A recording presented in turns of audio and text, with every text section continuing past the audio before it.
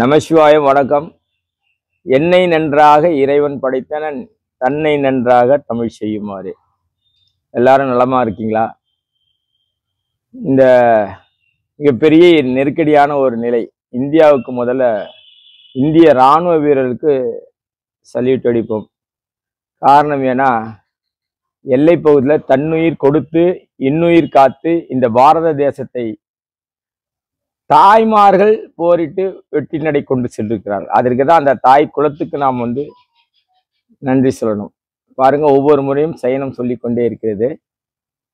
இந்த பாரத போர், அதாவது சிந்தூர் அப்படின்ற ஒரு வழிநடத்தக்கூடிய அந்த இராணுவ பெண்மணிகள் 2 பேர் தான் இந்தியா முழுக்க பேசப்பட்டிருக்காங்க. இந்தியா முழுக்கல்ல, உலகம் முழுக்க பேசிட்டு இருக்கிறாங்க.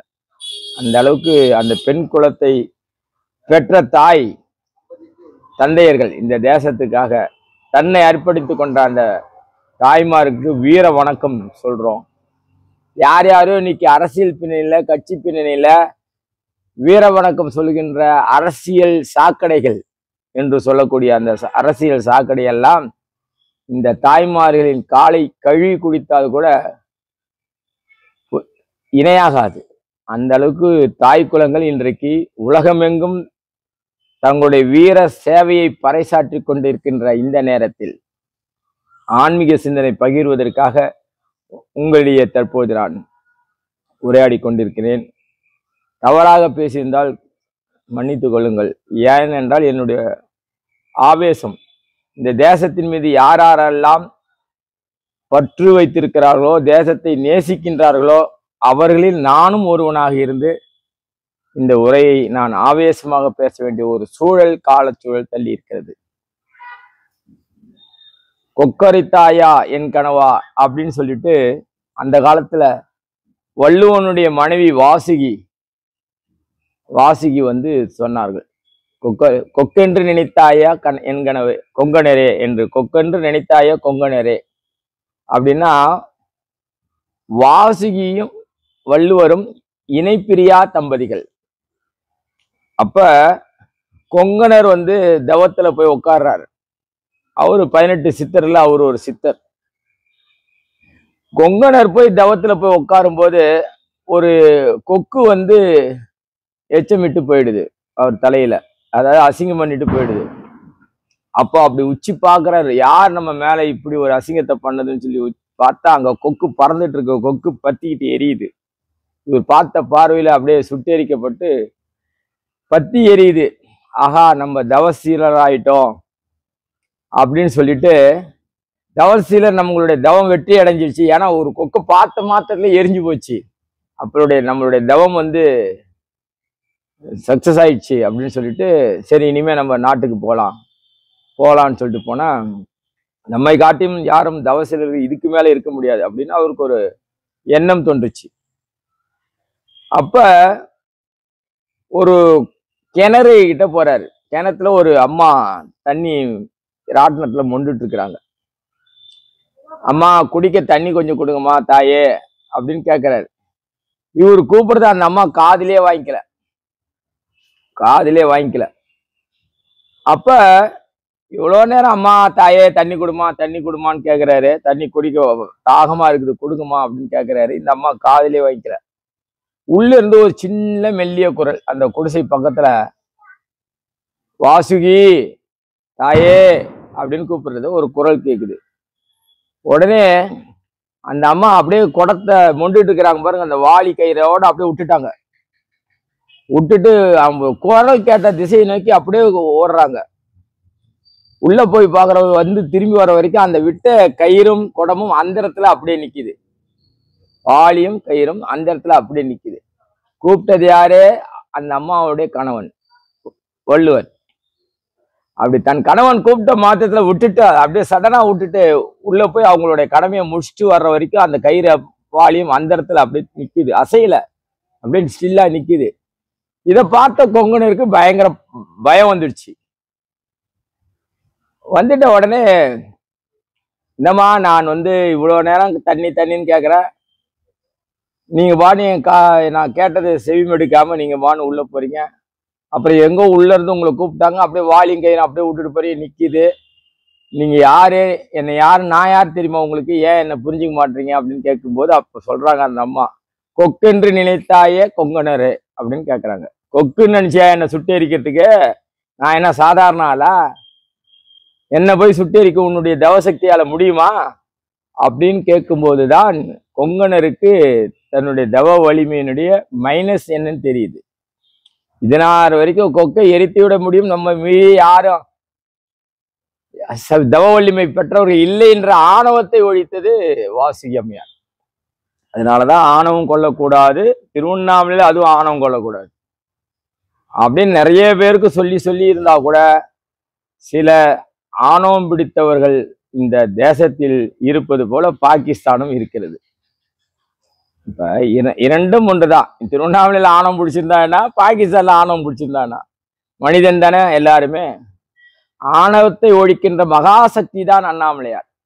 அதனால இந்த மண்ணில இருந்துட்டு நான் தான் அப்படின்னு சொல்லிட்டோம். நம்ம சில பேர் நினைப்பாங்க கடவுளை காட்டி மிஞ்சிய சக்தி தாய் தந்தை எப்படின்னு நினைப்பாங்க. தாய் தந்தை முக்கியம்தான், யாரும் அதை பற்றி குறை சொல்வதற்கு இல்லை. ஆனால் அதை காட்டிலும் தொண்டு செய்கின்றவன் கடவுளுக்கு இணையானவன். யார் என்று கேட்டால், யார் ஒன்றொன் தொண்டுக்கு அலைகிறானோ கேலிக்கு ஆவாளான், தொண்டுக்கென்றே அலைவான் கேலிக்கு ஆளாவான், கண்டுகொள்வாய் அவனை ஞானத்தங்கமே, கடவுளில் பாதி அடி ஞானத்தங்கமே. கண்ணதாசன் பாடியிருக்கிறார். தொண்டுக்கென்றே அலைவான் கேலிக்கு ஆளா, அவனை பரிகாசத்துக்குள்ளாக்குவாங்க. பாரா பைத்தியக்கார மாதிரி தொண்டு தொண்டு சர்வீஸ் சர்வீஸ்ன்னு பண்றான். இப்ப பாருங்க, வெடி மேல வெடி வெடிச்சு வாழ்த்தி சொல்லுது. ஒவ்வொரு சகுனமும் நமக்கு நம்மை ஆசீர்வதிக்கின்ற சகுனமாகத்தான் இருக்கிறது. அதுபோல தொண்டுக்கென்றே அலைவான் கேலிக்கு ஆளாவான், கண்டுகொள்வாய் அவனை ஞானத்தங்கமே, கடவுளில் பாதி அடி ஞானத்தங்கமே என்று இன்றைக்கு தாய் தந்தையரை மிஞ்சிய ஒரு சக்தி இருக்குன்னா அது தொண்டு. அது இறை தொண்டாக இருக்கட்டும், அடியார்கள் தொண்டாக இருக்கட்டும், யார் செய்வதாக இருக்கட்டும். அதனால்தான் அப்பர் சுவாமி தன்னுடைய வாழ்க்கையை தொண்டின் வழியாக கடவுளை அடைந்தார். அப்பர் சுவாமியை விட இன்னைக்கு ஒரு துயரத்தை சந்தித்தவர்கள் யாராவது இருக்கிறார்களா என்றால் கிடையாது. அதுபோலதான் கொங்கணர். நம்ம கொங்கணர் கதைக்கு மீண்டு வந்துடும். கொங்கணர் என்ன பண்றாரு, சரி இந்த அம்மா ரொம்ப தீய சக்தியாரு, அப்ப நான் என்ன தவத்திலிருந்து அடுத்த நிலைக்கு போகணும் அப்படின்னு கேட்டா என்னம்மா செய்யறதுன்னு அவர்கிட்ட அந்த அம்மா கிட்ட ஆசீர்வாதம் வாங்கி கெஞ்சி கேட்கிறாரு. நான் கொக்கை பார்த்தோன்னே பத்தி எரிஞ்சிச்சு, ஆனா அதை விட இன்னும் பெரிய சக்தி உங்ககிட்ட இருக்கு, ஒரு தாய்கிட்ட. ஏன்னா பாரதத்தை காத்த அந்த 2 தாய்மார்கள் வீர மங்கைகள் போல இன்னைக்கு வீரமே புரியாத தவத்தின் நிலையில இருக்கின்ற பெண் ஒரு கணவனுக்கு தொண்டு செய்கிறார். அந்த பெண் நம்மளை விட அதிக சக்தியாக இருக்கிறார். அப்படின்னா என்ன மாதிரி ஒரு பவர் அந்த அம்மா வாசுகிட்ட இருக்கு அப்படின்னு தெரிஞ்சுக்கிட்டு அவர் பணிவா ஆசீர்வாதத்தோட கேட்கிறாரு. கேட்டு அம்மா ஆசீர்வாதம் பண்ணுங்க, நான் என்ன செய்யணும்?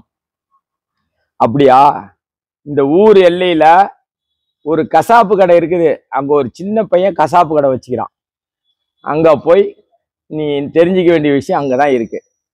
இவர் மனசுக்குள்ளார, இல்லடா ஒரு கொலை புலை செய்யறவன் கசாப்பு கடைக்காரன், அவங்ககிட்ட இந்த அம்மா அனுப்புறாங்களே நம்மள. அடுத்த வாழ்த்து ஆசீர்வாதம். இந்த ஒவ்வொரு வெடியும் நமக்கு ஆசீர்வாதம். என்னன்னா, கொலை புலை செய்கின்ற ஒரு புலையன் கிட்ட கசாப்பு கடைக்கார்ட்ட போய் கத்துக்கோன்னு சொல்றாங்களே, இந்த அம்மாவே இவ்வளவு பெரிய சக்தியா இருக்கிறாங்களே, அப்ப அவன் எவ்வளவு பெரிய சக்தியா இருப்பான் அந்த கசாப்பு கடைக்காரன். அதனால அங்க போகும்போது இன்னும் ஜாக்கிரதையா போகணும்னு சொல்லிட்டு இவர் என்ன செய்யறாரு, போறாரு. கேட்டு எங்கடா அந்த கசாப்பு கடைன்னு ஊர் எல்லையில விசாரிச்சுட்டு அந்த சின்ன பையன் ஒருத்தன் யாரோ இருக்கிறான் நம்ம கசாப்பு கடை வச்சுக்கிட்டு அப்படின்ட்டு போய் தேடி கண்டுபிடிச்சார். அந்த கசாப்பு கடை தம்பி கறி வெட்டிட்டு இருக்கிறான், நட்டுன்னு கறிய மாமிசத்தை வெட்டிட்டு இருக்கிறான்.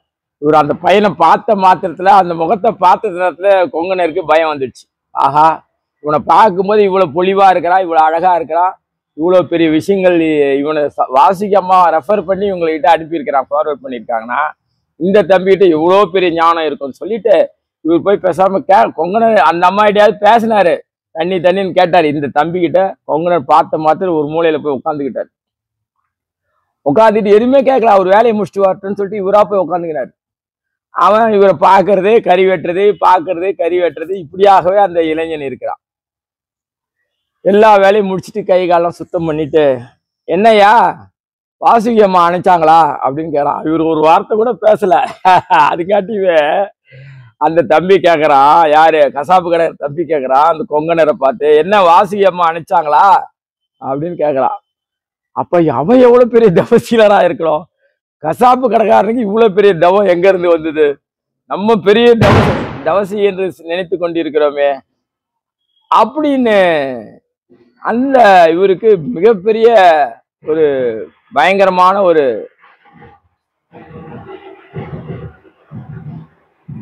சவம் ஊர்வலம் போகுது. அதை நம்ம கடக்கிற வரைக்கும் அந்த சவத்தின் ஊர்வலமா போகிற அந்த சவம் யார் எவருன்னு தெரியாது. அந்த ஆத்மா சாந்தி அடையணும்னு சொல்லிட்டு ஒரு 2 மணி துளிகள் நம்ம மௌனம் காக்கணும்.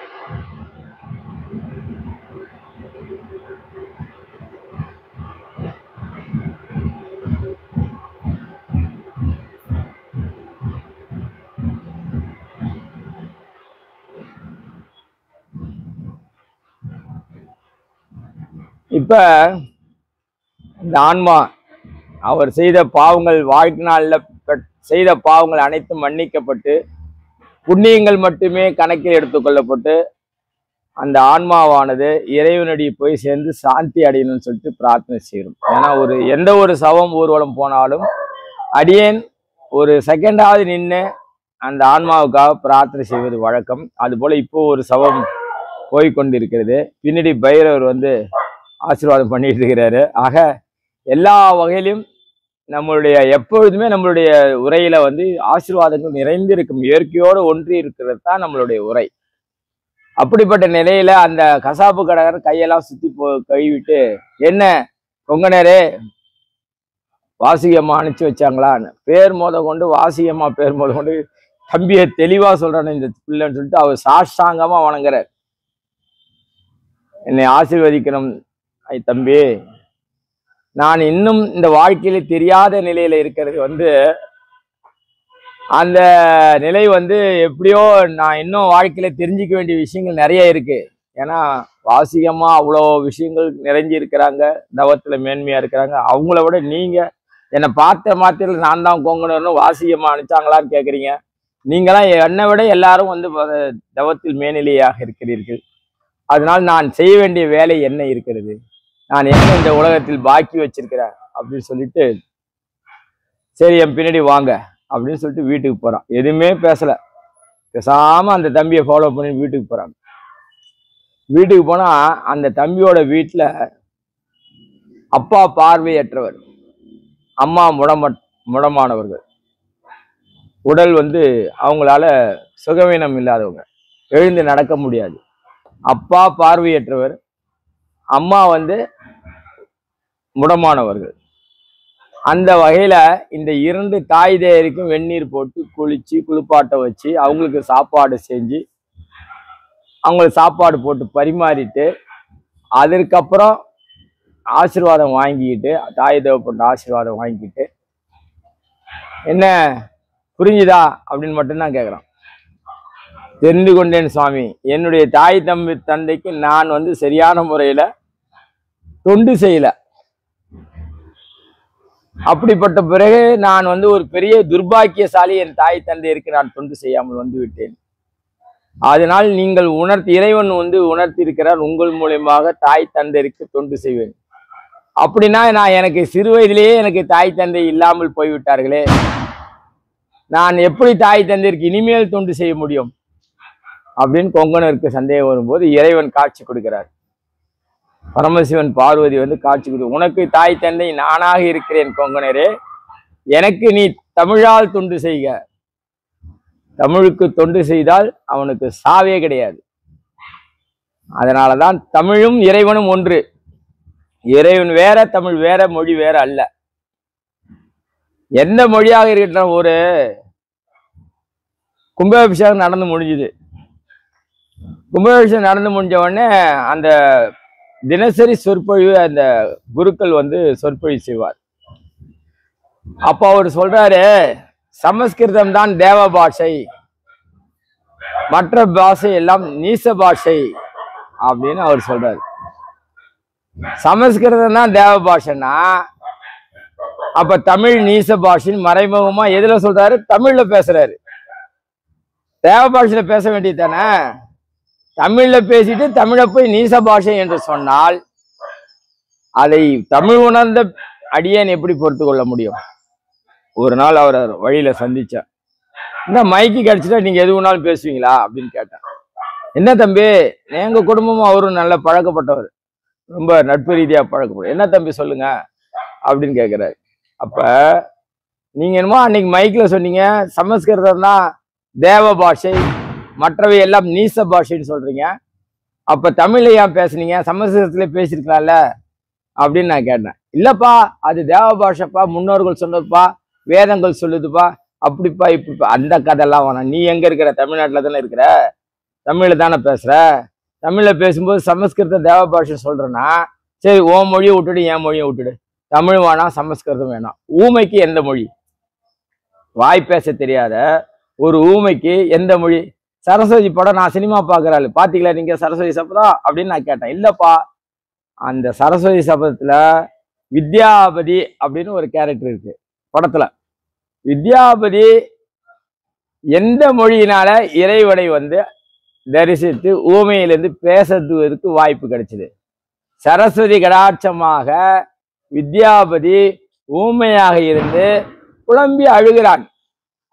அப்ப சரஸ்வதி அவனுடைய நாக்குல எழுதி, நீ இன்று முதல் நீ வித்யாபதி என்ற பெயரோடு தமிழிலே தமிழ் வளர்ப்பாய், தமிழிலே தமிழை வளர்ப்பாய் என்று புலவனாக அந்த அம்மா சரஸ்வதி நாக்கில் எழுதிட்டு போது வித்யாபதி மிகப்பெரிய புலவனாக, பட்டத்து அரசு புலவனாக அவன் அடைந்தால், அப்ப ஊமைக்கு எந்த மொழி அவனுக்கு கிடைச்சது? அந்த வகையில மொழி என்பது ஒரு கருவி, உணர்ச்சிகளை உணர்வுகளை அடுத்தவருக்கு பரிமாற்றக்கூடிய அளவுக்கு ஒரு தகுதி என்றால், கருவி என்றால், மொழி தேவ பாஷை சமஸ்கிருதம் என்றால் தமிழ் அதைவிட தாண்டியது. இறைவனே தமிழ், தேவ பாஷைக்கு மொழி கிடையாது. தமிழ் வேறு, இறைவன் வேறு அல்ல. தமிழ் வேறு, இறைவன் வேறு அல்ல. தமிழ் இறைவன், இறைவன் தமிழ். இதுதான் நம்ம புரிஞ்சுக்கணும். அந்த வகையில இறைவனே தமிழாக இருக்கிறான். அதனால்தான் சங்கத்தமிழ், சங்கம் வளர்த்த தமிழ் என்று சொல்வார். முதற் சங்கம், இடைச்சங்கம், கடைச்சங்கம் என்று 3 சங்கங்களால் தமிழை வளர்த்தவர். அப்படிப்பட்ட நிலையில நான் எதற்கோ வந்தேன், எந்த காரியத்தையோ பேசிட்டு இருக்கிறேன்னு மட்டும் தெரியுது. நான் பேச வந்த தலைப்பு வேற. ஆனால் இன்னைக்கு இறைவன் தமிழை பேச சொல்லி தமிழால் ஆணையிடுகிறான். தமிழை பேச சொல்லி தமிழால் ஆணையிட்டதனால் நான் தமிழ் பேச வந்திருக்கிறனோ அப்படின்ற நிலை எனக்கு இப்போது உள்ளத்தில் தோன்றுகிறது. சரி, எடுத்துட்டோம், தமிழ் பற்றியே பேசிடுவோம். தமிழ் மொழி போல் இனிதாவது எங்கும் காணாம்னு சொல்லிட்டு பாரதியார் சொல்லியிருக்கிறார். அப்ப பாரதி என்ன தமிழ் மேல் கொண்ட பற்றினால் சொன்னாரா? இல்லை, தமிழ் நாள் கொண்ட பற்றினால் சொல்லவில்லை.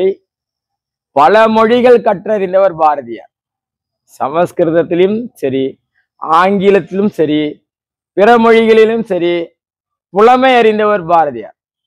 பிற மொழிகள்லாம் படிச்சு பார்த்துட்டு கம்பேர் பண்ணி பார்த்துட்டு தான் தமிழ் மொழி போல் இனிதாவது எங்கும் காணோம். வெளிநாட்டுல தமிழ் படித்த ஒரு அறிஞரை, ஒரு குருக்களை கூட்டு போய் வேலை வாய்ப்பு கொடுத்தாங்க. பிள்ளைங்களுக்கு எல்லாம் தமிழ் சொல்லி கொடுங்க அப்படின்னு சொல்லிட்டு. ஆனா என்ன ஆச்சுன்னா, பூ என்பதற்கு மாற்று பெயர் தமிழ்ல புஷ்பம்னு சொல்லியிருக்கிறார், கொடுக்கிறார். பூ என்பதற்கு மாற்று சொல் பூனா என்னங்க அப்படின்னா புஷ்பம் அப்படின்னு சொல்ல. அந்த குருக்களுக்கு தெரிஞ்சது சமஸ்கிருத வார்த்தையில புஷ்பம். அதை கண்டுபிடித்த அந்த அந்த அந்த நாட்டு தமிழறிஞர், ஏங்க குழந்தைகளுக்கு பூ என்றால் மலர்னு உங்களுக்கு சொல்ல தெரியலையே? பூ என்றால் மலர், மலர்லயே எத்தனையோ விதமானது இருக்கிறது. அலர், மலர், மொட்டு, மொக்கு அப்படின்ற பருவநிலைகள் மலருக்கே இருக்கிறது. அலர் என்றால் அலர்ந்து இருக்கும், மலர் என்றால் மலர்ந்து இருக்கும், மொட்டு என்றால் மொக்காக இருக்கும். மலர்ந்தும் மலராத பாவை மனம் போல அப்படின்னு கண்ணதாசன் பாடியிருக்கிறார்ல. மலர்ந்தும் மலராத பாவை மனம் போல அப்படின்னா அது அலர் என்ற பருவநிலையை அடைந்திருக்கிறது அந்த மலர். அப்படி இருக்கும்போது இந்த தமிழ்ல இருக்கிற ஒரு விஷயம் மற்ற மொழியில எந்த மொழியிலும் கிடையாது. அதுக்கு ஒரு உதாரணம் சொல்றேன். மகாபாரதத்துக்கு போயிடுவோம். இப்ப மகாபாரதத்துல கர்ணன் இறக்கின்ற நிலை இருக்கிறான்.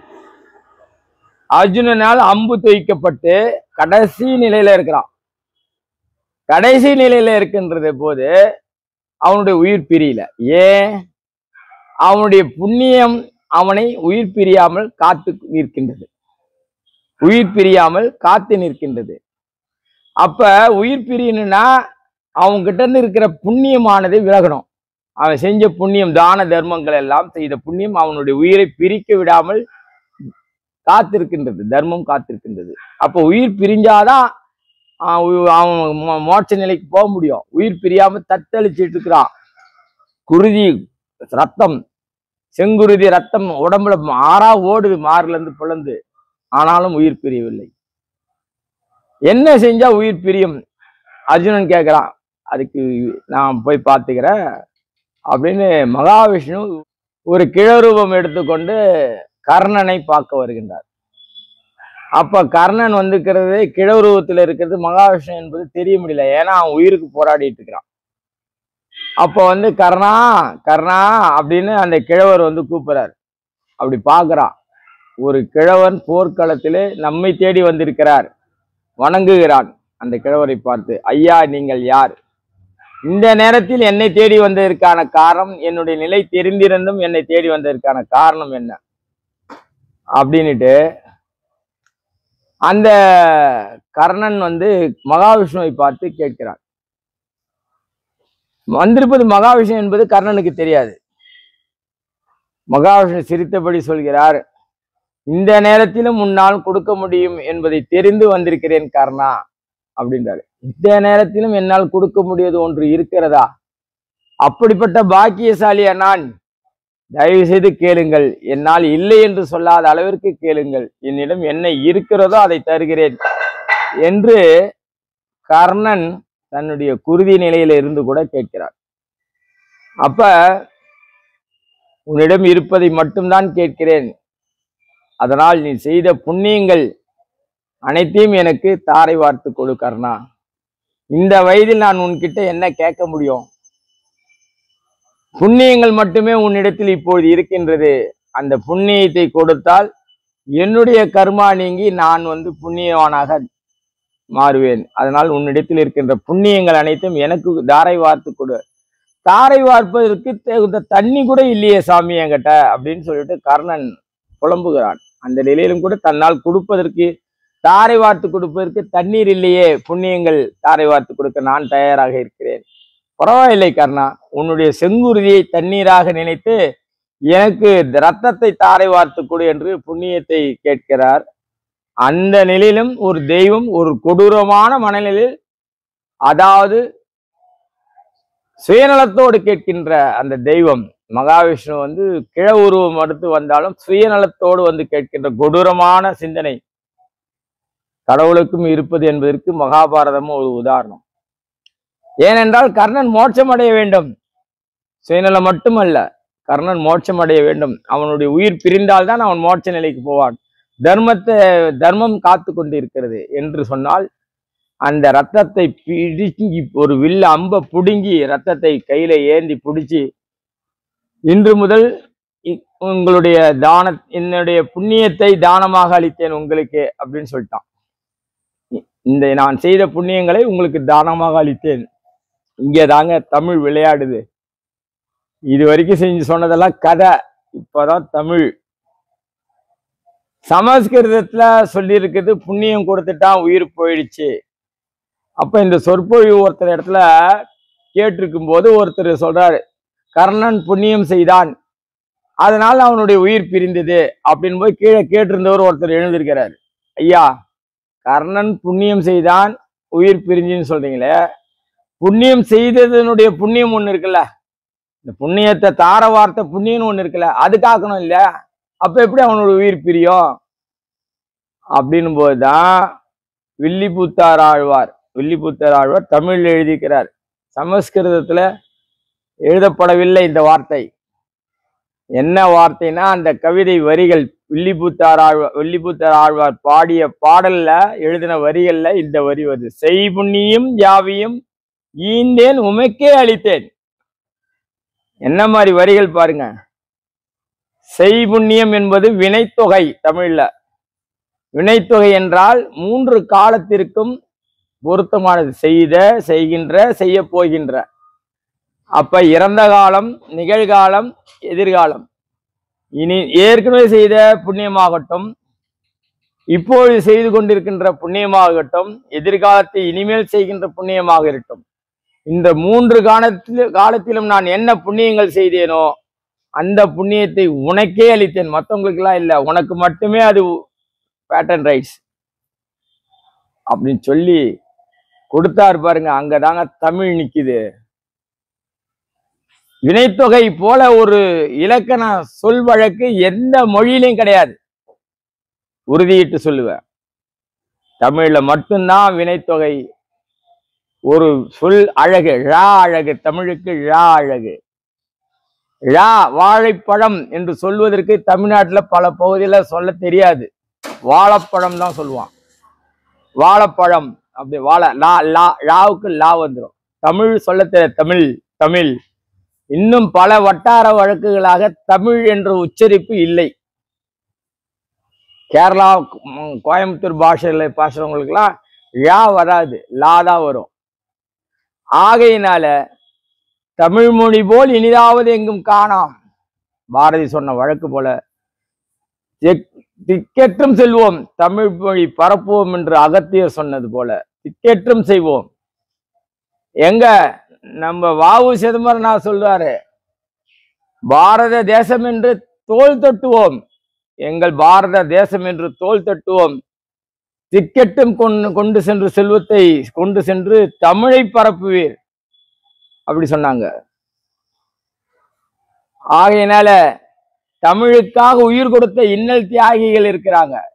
அதனால்தான் தமிழ்நாடு என்று பெயர் தமிழ்நாட்டுக்கு வந்தது. இந்த மாநிலத்திற்கு ஒரு நாடு என்ற அந்தஸ்தை உயிர் கொடுத்து வாங்கிய ஒரு வள்ளல், உயிர் கொடுத்த தியாகி, உண்ணாவிரதம் இருந்து உயிர் விட்டார். அப்படிப்பட்ட நிலையில் தமிழ் மொழிக்காக மாப்போ சிதம்பரம், மாப்போசி என்று சொல்வார்கள், சிலம்பொலி செல்வர் மாப்போசி, அவருடைய வரலாறு சுதந்திரம் அடைவதற்கு முன்பும் சுதந்திரம் அடைவதற்கு பின்பும் தமிழக வரலாறு மாப்போசி எழுதியிருக்கிறார். அதுல பார்க்கணும் சிலம்பொலி. அவர் எழுதின கண்ணகி வரலாறு. அதனால்தான் சிலம்பொலி செல்வர் மாப்போசிக்கு என்ற செல்ல பெயர் கிடைத்தது. அப்படிப்பட்ட அறிஞர் பெருக்கள் பாரதியார் தாசனை போல, பாரதிதாசனை போல உரைநடை எழுதுபவர்கள் இன்று யாரும் இல்லை. பாரதிதாசனை போல கவிஞனும் யாரும் இல்லை. தமிழை யார் தடுத்தாலும், தாய் தடுத்தாலும், அவனை தமிழை பழித்தவனை தாய் தடுத்தாலும் விடாது என்று பாரதிதாசன் சொல்லியிருக்கிறார். உரைநடைக்கு எத்தனையோ புலவர்கள் இருந்தாலும் பாரதிதாசனுடைய குருநாதர் ஒருத்தர் இருந்தார். பாரதியார் குருநாதராக இருந்தாலும் உரைநடைக்கென்றே ஒருத்தவர் இருந்தார். அவர் பாத்தீங்கன்னா தமிழினுடைய உரைநடைக்கு வித்தாக விளங்கியவர். சில பேர்லாம் ஞாபகத்துக்கு வரல, திடீர்னு உட்காந்து பேசுறோம் எந்த ப்ரிப்பரேஷனும் இல்லாம. அதுபோல தமிழ் என்பது இந்த தேசத்துக்கு மட்டும் இல்ல. மலையாளி பெருமையா சொல்லுவாரு, சந்திர மண்டலத்துக்கு போனாலும் அங்க ஒரு சாயா வித்துட்டு இருக்கிற மலையாளி இருப்பாங்க அப்படின்னு. நீ உலகத்துல எந்த கிரகத்துக்கு போனாலும் அங்க ஒரு தமிழன் இருப்பான்னு நான் சொல்லுவேன். ஏனென்றால் ஆதி காலத்துல நவகிரகங்களை கண்டுபிடித்தது தமிழன் தான். நவகோள்களை கணிதம், அதுல இசை நுணுக்கம், மாப்புராணம் என்பதெல்லாம் வழக்கொழிந்த நூல்கள். வானசாஸ்திரம் என்ற நூல்கள் தமிழ்ல, வானசாஸ்திரம் அதுதான் இன்னைக்கு ஜோதிட வல்லுநராக பல பிரிவுகளாக, துறைகளாக பிரிஞ்சு இருக்கிறது ஜோதிடம். அந்த வகையில தமிழ்தான் எல்லாவற்றுக்கும் முன்னோடியாக இருக்கிறது. விஞ்ஞானம், ஆன்மீகம், மருத்துவம், எந்த துறை எடுத்தாலும் தமிழில் அந்த காலத்தில் முன்னோர்கள், சித்தர்கள், இசை வல்லுநர்கள் போன்றவர்கள் எல்லாம் அந்த காலத்திலே சிறப்பான முறையிலே வாழ்ந்திருக்கிறார்கள். தமிழ்நாட்டில் தெலுங்கிலே சுந்தர தெலுங்கு என்று சொல்வார்கள். சுந்தர தெலுங்கு. ஆனால் உயிரற்றது இருக்குமா? உயிர் இருக்குமா? அழகுல உயிர் இருக்கா? அழகு மட்டும் இருந்தால் போதாது, உயிரோட்டம் இருக்க வேண்டும் என்றால் அந்த உயிர் மூச்சாக இருப்பது எல்லா மொழிகளுக்கும் தமிழ் தாயாக விளங்குகிறது. பாரதிதாசன் சொன்ன தாய் தமிழ் படித்தவனை தாய் தடுத்தாலும் விடாதே என்று பாரதிதாசன் சொன்னால், அவர்கள் எல்லாம் தமிழை ஆய்ந்து உணர்ந்து. இப்போ ஒரு குழந்தை என்கிட்ட தினசரி உறவினர் குழந்தை வந்துச்சு, என்ன உங்களுக்கு பிடிக்கும்? மேக்ஸ் பிடிக்கும், அதுக்கப்புறம் தமிழ் பிடிக்கும். கேட்பதற்கு எவ்வளவு இனிமே. அடுத்த சந்ததியினர் தமிழை படிப்பதற்கு அடுத்த சந்ததியினர் தயாராக வேண்டும். ஏனென்றால் தமிழ் ஆசிரியர்கள் எதிர்காலத்திலே குறைவாக இருப்பார்கள். அப்பொழுது தமிழ் படித்து யார் வருகின்ற தமிழாசிரியர் இருக்கிறார்களோ அவர்களுக்கு அதிக சம்பளம் கிடைக்கும். அதனால் அனைவரும் தமிழ் படிப்பதற்கு தங்களுடைய குழந்தைகளை உத்வேகப்படுத்துங்கள். மறுபடியும் ஆலயத்திலிருந்து மணி கேட்குது. இதெல்லாம் ஆசீர்வாதம். அப்படிப்பட்ட நிலையில தமிழ் நமது உயிர் மூச்சு என்று எடுத்துக்கொள்வோம். சுவிட்சர்லாந்துல இருந்து நமக்கு நண்பர்கள் பேசுறாங்க, தமிழ்ல பேசுவாங்க, ஆனா படிக்க தெரியலீங்கன்னுவாங்க. அப்ப நீ என்ன தமிழ்னா இருந்து புண்ணியம்? அந்த நாட்டு மொழியை வழக்கமாக கொண்டு அந்த நாட்டு மொழியை பிரான்சோ என்னவோ அந்த நாட்டுல எங்க இருக்கிறாங்களோ அந்த மொழியை பேசுவதற்கு எழுத்து இலக்கணம் எல்லாம் தெரிஞ்சு எழுத்து படிக்கிறார்கள். ஆனால் தமிழ் பேசுகிறார்களே தவிர படிக்க தெரியாது, எழுத தெரியாது.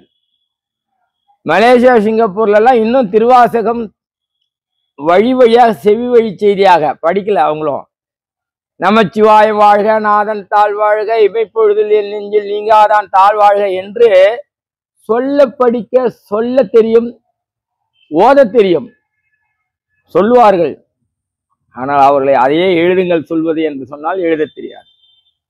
அப்படிப்பட்ட நிலையில தமிழ் மினி மெல்ல சாகும் என்று கூட சபித்திருக்கிறார்கள். ஏனென்றால் தமிழ் மேல அக்கறை இல்லாமல் இந்த மக்கள் இருந்தால் இப்படித்தான் தமிழ் இனி மெல்ல சாகும். தமிழ் மொழி மேல அக்கறை இல்லாவிட்டால் தமிழ் இனி மெல்ல சாகும். அப்ப அதற்கான இடத்தை நாம் தரலாமா? இந்தியாவில் தமிழர்கள் தான் அதிக குடும்ப கட்டுப்பாடை கடைபிடிக்கிறார்கள். அதனால் தமிழர்கள் குறைந்து கொண்டு வருகிறார்கள். தமிழர்களுடைய எண்ணிக்கை குறைந்து கொண்டு வருகிறது. பிற மொழிகளிலே எத்தனை குழந்தை வேண்டுமானாலும் பெற்றுக்கொள்ளலாம். இப்ப இஸ்லாத்துல எடுத்துக்கிட்டீங்கன்னா அவங்க எத்தனை திருமணம் வேணாலும் செய்து கொள்ளலாம், எத்தனை குழந்தைகள் வேண்டுமானாலும் பெற்றுக்கொள்ளலாம். ஆனால் அவர்களுடைய உருது மொழி இருக்கும், தமிழ் இரண்டாவது மொழியாக இருக்கும். ஆனால் தமிழிலே பிறந்து தமிழிலே வளர்ந்து கொண்டிருக்கின்ற நாம் தமிழிலே முதல் ஒரு குழந்தைக்கு மேல தேவையில்லை அப்படின்றத கடைபிடிக்கிறோம். அப்படின்னா அடுத்த மொழிக்காரனுடைய இனமானது விருத்தியாகி கொண்டிருக்கும், தமிழுடைய இனமானது சுருங்கி கொண்டிருக்கிறது. அதனால்தான் தமிழ் இனி மெல்லச்சாகும். இன விருத்தியே இல்லைன்னா, பேசத்துக்கு ஆள் இல்லைன்னா இருமொழி கொள்கை மும்மொழி கொள்கை என்று இன்றைக்கு பெரிய அரசியல் களமாக போய்விட்டது. அது எத்தனை மொழியாவது யாராவது எப்படியாவது இருந்துட்டு போல, அரசியல் நமக்கு தேவையில்லை. ஆனால் தமிழ் நமக்கு வேணும். தாய்மொழியானது தமிழ். இதை காட்டிலும் வேற ஒரு மொழி ஒன்று உலகத்தில் இருக்கிறது என்றால் அது தமிழ் மொழியிலிருந்து தோன்றியதாக தாய்மொழியாக அதற்கும் இருக்கும். ஏனால் திராவிட மொழியாக தமிழ் மொழி இருந்தது, அதிலிருந்து பிரிந்ததுதான் மலையாளம், தெலுங்கு, கன்னடம் போன்ற விஷயங்கள்லாம். தமிழை தாய்மொழியாக கொண்ட பிரிந்த மொழிகள் தான், கிளை மொழிகள் தான் அவைகள், மலையாளம் உள்பட. அப்படிப்பட்ட நிலையில தமிழுக்கு செவிசாய்ப்போம், தமிழுக்கு துணை நிற்போம், தமிழை வணங்குவோம், தமிழ்த்தாயை வணங்குவோம் என்று சொல்லி நிறைவு செய்கின்றேன். நேரம் கடந்து விட்டது. இந்த மொழிப்பற்றானது எதிர்கால சந்ததியினரை சென்று சேர வேண்டும். தமிழால் ஒன்றிணைவோம், தமிழனாக வாழ்வோம், தமிழாகவே மடிவோம். அந்த வகையில இதுகாரும் நம்மளுடைய உரையை சிற்றுரையை கேட்டு என்னையும் ஆசீர்வாதிக்க வேண்டும் என்று கேட்டுக்கொண்டு, முக்கியமா இப்ப பாத்தீங்கன்னா இளைஞர்களுக்கு என்னுடைய உரை பிடித்திருக்கிறது. 3 கோடி பேர் பார்த்த ஒரு நபருடைய பேரை சொன்னா யார் அவர் தெரியல, நீங்க தானே மோகன் சாது அப்படின்னு என்ன குழந்தைகள் வந்து கேட்கிற அளவுக்கு என்னுடைய உரை எதிர்கால சந்ததிக்கு போய் சேர்கிறது என்றால் அது இறைவன் எனக்கு கொடுத்த பெரிய பாக்கியம். அந்த பாக்கியம் நிறைவடைய வேண்டும் என்று சொல்லி உங்கள் அனைவருக்கும் நன்றி தெரிவித்துக் கொள்கிறேன். தனசேகர் அஃபிஷியல் யூடியூப் சேனலை சப்ஸ்கிரைப் செய்யுங்க, மறக்காம அவருக்கு உதவி செய்யுங்க என்று சொல்லி, அவரும் இறை தொண்டோடு நம்மோடு இணைந்து தொடர்ந்து பணியாற்றி வருகின்றார். அவருக்கும் ஆயுள் காலம், நல்ல மணமகள் அவருக்கு வர வேண்டும், சீக்கிரம் கல்யாணம் ஆகணும்னு பிரார்த்தனை செய்கிறேன். அதுக்கப்புறம் வர்ற பொண்ணு இதோட ஒட்டி நமக்கெல்லாம் தடையலாம் இருக்காத அளவுக்கு நல்ல மணப்பெண் அமையணும். நான் நினைக்கிறேன் ஏதாவது எம்பா விருப்ப திருமணமா அப்படின்னு கூட சாமி சொல்லுது, உத்தரவு கொடுக்குது. விருப்ப திருமணமாக இருக்கட்டும், அது பெற்றோர்கள் ஆசீர்வாதத்தோடு நடக்க வேண்டும், அதுதான் நம்ம சொல்றது. அதனால நன்றி சொல்லி விடைபெறுகிறேன். இந்த செய்தியின் மூலமாக கிடைக்கப்பட்ட புண்ணியங்கள் அனைத்தும் இவ்வுலக உயிர்கள் மட்டுமின்றி எவ்வுலக உயிர்க்கும் சென்று சேர வேண்டும். நமச்சிவாயம். திருச்சிற்றம். என்னை நன்றாக இறைவன் படைத்தனன், தன்னை நன்றாக தமிழ் செய்யுமாறு என்று சொல்லி மீண்டும் உங்களிடமிருந்து விடைபெறுகின்றேன். போற்றுவார் போற்றட்டும், புழுதிவாரி தூற்றுவார் தூற்றட்டும், தொடர்ந்து செல்வோம் எம் பயணம், எமன் வரினும் அஞ்சேன் இல்லேன் என்று சொல்லி இந்த உரையை நிறைவு செய்கின்றேன். நன்றி. நமச்சிவாயம். திருச்சிற்றம்பலம், திருச்சிற்றம்பலம், திருச்சிற்றம்பலம்.